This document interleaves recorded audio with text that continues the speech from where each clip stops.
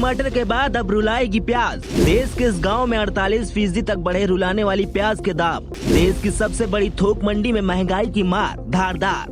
देश में आसमान छूते दाम की वजह से टमाटर आम जनता की पहुंच से फिलहाल बहुत दूर हो गया है। आलम यह है कि कई लोगों ने अपने घरों में टमाटर लाना बंद कर दिया है, लेकिन इसी बीच जनता पर पड़ रही महंगाई की मार और तेज होने वाली है।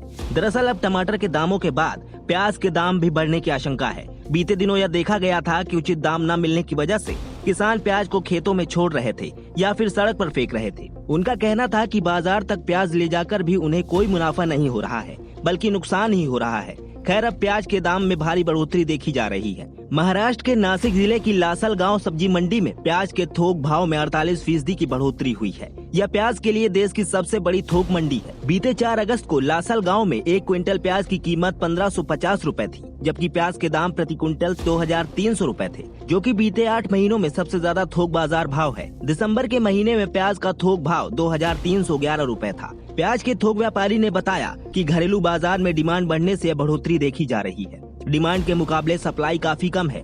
इसके अलावा एक्सपोर्ट की मांग भी बढ़ी है। वहीं आंध्र प्रदेश और कर्नाटक में बारिश की वजह से प्याज की फसल उगाने में 1 महीने की देरी हुई है। महाराष्ट्र के अहमदनगर में प्याज की आवक भी कम हुई है, जिसके चलते प्याज की कीमत बढ़ी है। वहीं जानकारों का मानना है कि प्याज के दाम इसलिए बढ़े हैं। प्याज की आवक में भारी गिरावट दर्ज की गई है। पहले यहाँ एक दिन में 20,000 से 25,000 क्विंटल प्याज आती थी, लेकिन अब घटकर 15 क्विंटल तक पहुँच गई है। दरअसल किसान फिलहाल खरीफ की फसल लगाने में व्यस्त है, इसीलिए वे बाजार में प्याज लेकर नहीं आ पा रहे हैं।